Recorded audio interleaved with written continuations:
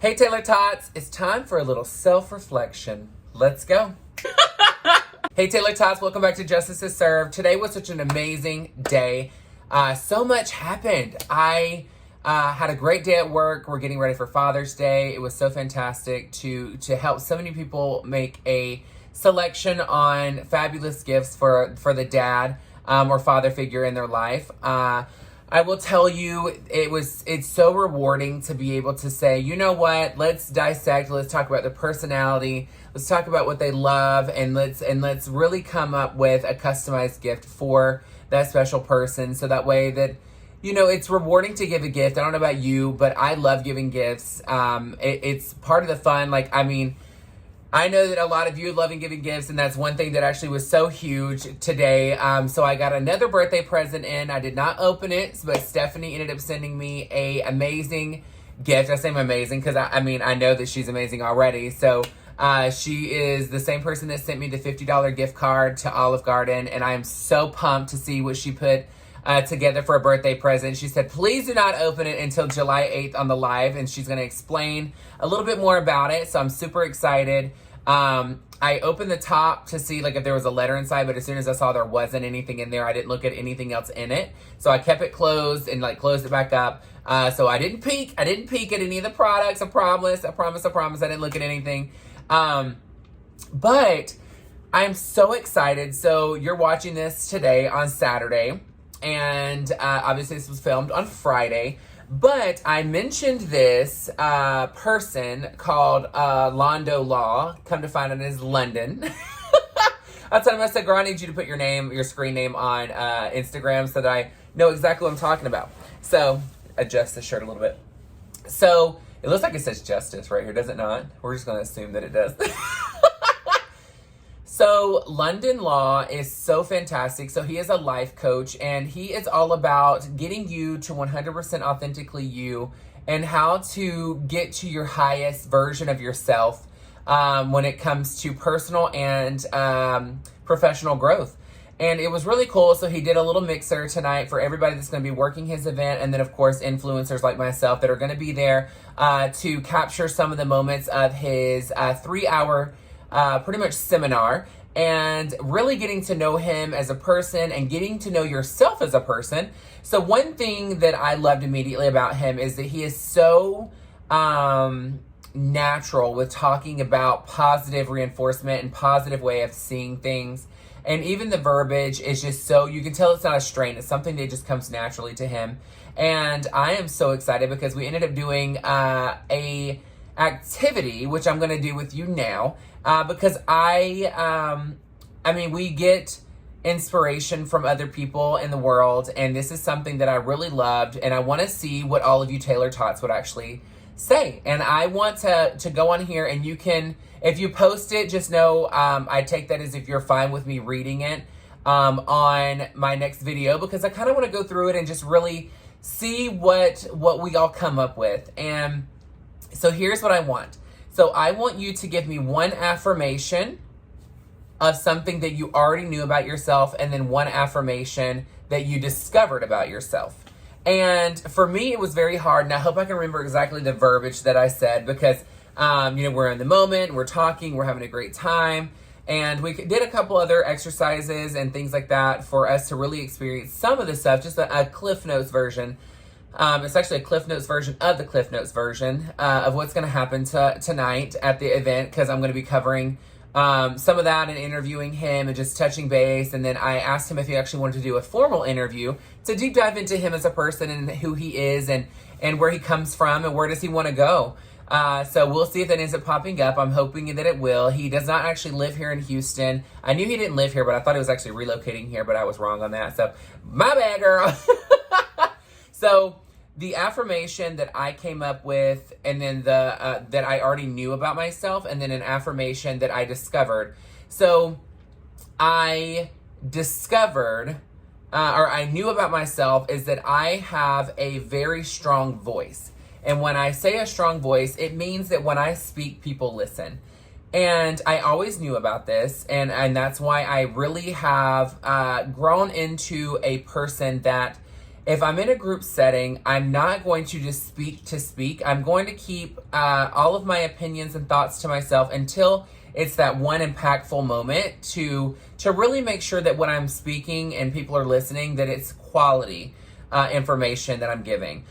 The other part that I had to self-discover is actually going to play into the exact same thing that I just said, which is when I speak, people listen. So everybody is listening, whether it's someone that likes me or dislikes me, somebody that is using my information for positive or somebody that uses my information for negative. And I know that sounds really strange, and I'm not saying that happens a lot, but I'm saying in life, it has happened. And you always have to make sure that when you're saying something that you're taking the time to either be educated on what you're speaking about or make sure that you're giving quality information, because what ends up happening is if you're constantly speaking out and always talking and always giving a million opinions and really just talking to talk and speaking to speak, people start taking what you're saying with a grain of salt versus taking the time to let your time of speaking be a lot more impactful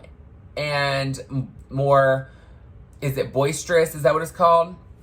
To where it's just truly a lot more impactful in life. And it has a lot more oomph to the purpose. And I had to learn this over time because it's not necessarily like I've had things turned around on me or anything like that. What has really happened is I had this habit, especially when it came to work, of just speaking to speak in the sense of just answering questions. And, sometimes it'd be in a training setting, and what would end up happening is I'm answering the question, not because I know it, but because I'm like, I know it, so let's move on so I can finally get to something that I don't know.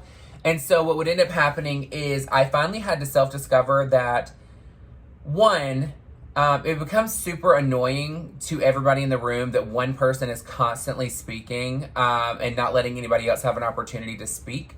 The other thing is just because I know it isn't going to help the people that don't know it if I answer it. So I really need to take a back seat and really let them grow and come to the conclusion themselves so that they know it going forward. So that was a big learning moment for myself in life, and I still use it now.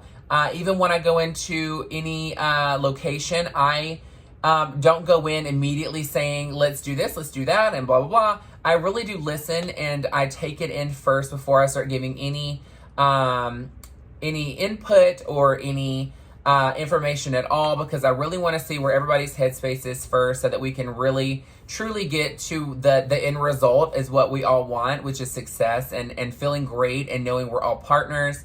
And I work on this every single day. It's not something that is new. It's not something that's ever going to go away. We're constantly evolving as people, and it's okay to make mistakes, but it's how you recover from the mistake. If you just brush it off and keep walking, that's not a good thing. You need to recognize that you've made a mistake. You need to say, hey, I messed up. How can we move forward from this? And people respect you for having the gumption to say, you know what, I messed up. And this is where I really love this, but I want to know this from you. So what is something that you always knew about yourself in a positive manner, and then something positive that you had to learn about yourself over time? Because I would love to see what it is that you personally feel that is your strong suit in life, whether it be work-related, relationship-related, or even just personal. And then what is something that you learned about yourself over time in a positive way that is like just revolutionary. And it doesn't seem revolutionary in the grand scheme of things, but in the moment and then for yourself it does, because I know for myself, really paying attention to take a step back and let other people interact and to learn at their own pace. And somebody said something in tonight for theirs, which was they've always known, where they stood in life and their worth. And I was like, wow, there's a lot of us in life that's taken years to find our worth. Not worth in the sense of like being on earth, but our worth, especially when it comes to jobs. Sometimes we don't know what we're worth when we go in and we sit and we're negotiating pay, for instance, for jobs. And I will tell you, this came up in conversation when it came to that topic, which was, when people go to college and they graduate and they go and apply for a job, they know what a roundabout pay is. But when individuals do not go to college, but they've worked their way up the ranks, they end up not making as much because unless they're extremely savvy, they're just wanting the opportunity and they're just happy to even be given a chance because they're so passionate.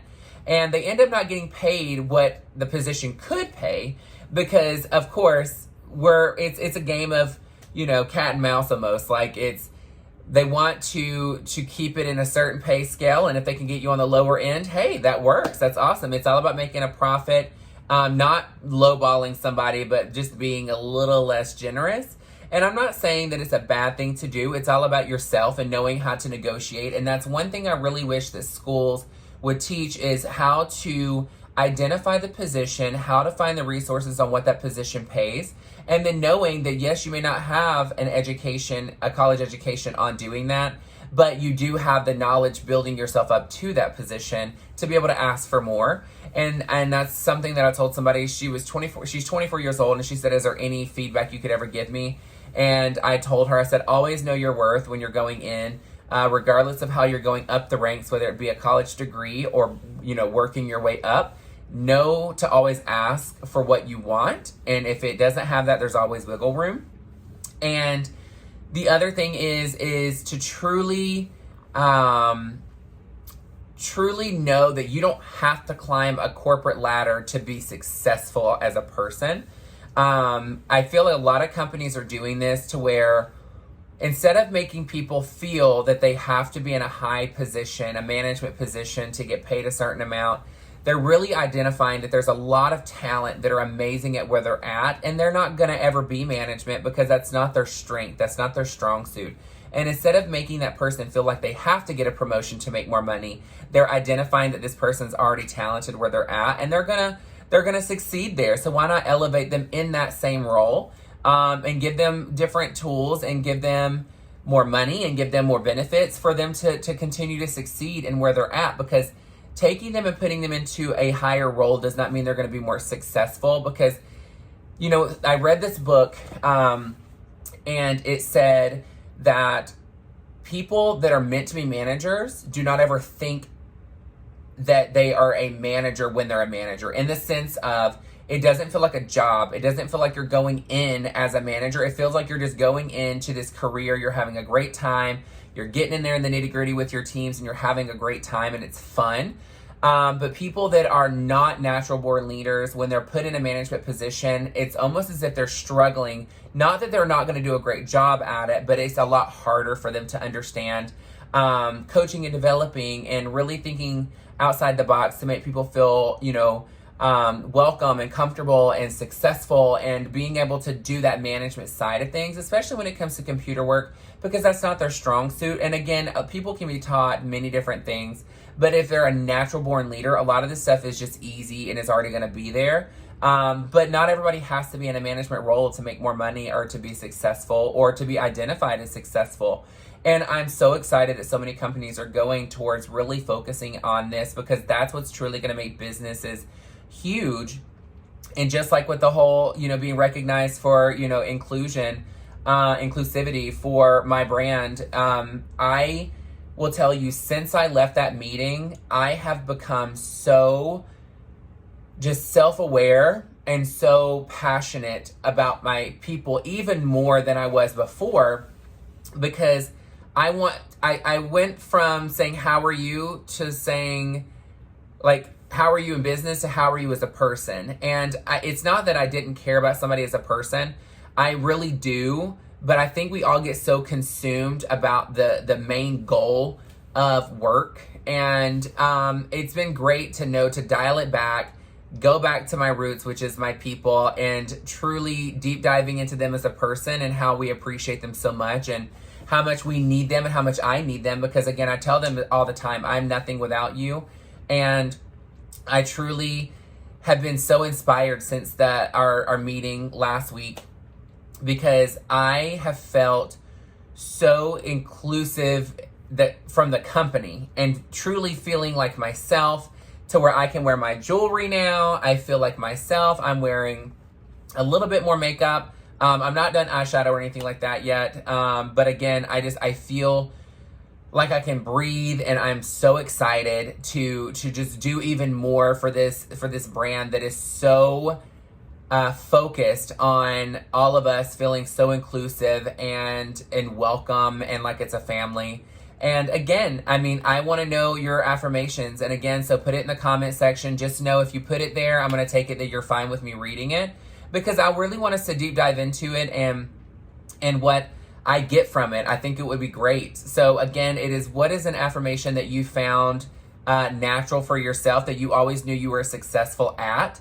And then what is an affirmation that you had to discover over time of your life now, or leading up to now, in a positive way, that you didn't know about yourself, that now is something so amazing that you couldn't live without?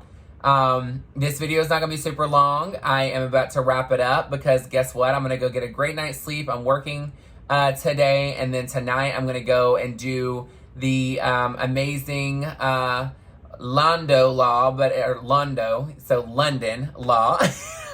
I keep wanting to call him the screen name, so London Law. So we're gonna be doing a 3-hour session with him, with between 50 to 80 different individuals. It's gonna be a lot of fun. But I'm going in as an influencer, so I get to have VIP perks and go in and go backstage and get to see him before he goes on, because I want to know how he's feeling before he steps on stage. What is he excited about? What is his number one focus when going on stage, and what's the biggest takeaway he wants everyone to have? And then I really want to see the in-between, what's going on, how are things working, how are people receiving his message, and how are they interacting? And then at the end, I want to see, as soon as he comes off stage, what is his feelings? What is his, how does he feel that it went? Because, you know, we're our own biggest critics, and I want to see what his thoughts were on it. But again, I've asked him to sit with me before he flies out on Monday and see and actually interview him and deep dive into him as a person, because, you know, I'm very positive as a person also, and I always say this, and I told him this, which is, you can't have an amazing tomorrow until you fix your mindset today. And, you know, he has so much inspirational I guess, ways about himself that are just so natural, and I'm so pumped to hear a lot of this tomorrow. And again, tomorrow is going to be a Cliff Notes version also. This is not even a full London Law experience that you could get with him. But again, I am excited, so just stay tuned so we can see how amazing he's doing. And I cannot wait to read your comments on here. And I appreciate you guys again so much for all of your love and support. Again, I am so happy and elated that you are sending me birthday presents for me to unbox on July 8th for my birthday show, because I'll be going live to unbox. So you'll be there in the moment with me. And yeah, I can't wait. I love you guys so much. Make sure you like, share, and subscribe. Hit the bell and make sure it says for all notifications. And if you can't remember to do all that, just know that 5 p.m. Central Standard Time every single day is when we're going to be together. If you're new to this channel, once you subscribe, that means you are a Taylor-tot, because my name is Justice Taylor, if you couldn't tell, because I'm tailor-made for each and every one of you, and justice will always be served, baby. All right, Taylor-tots, have an amazing evening, and I will see you tomorrow. Mwah!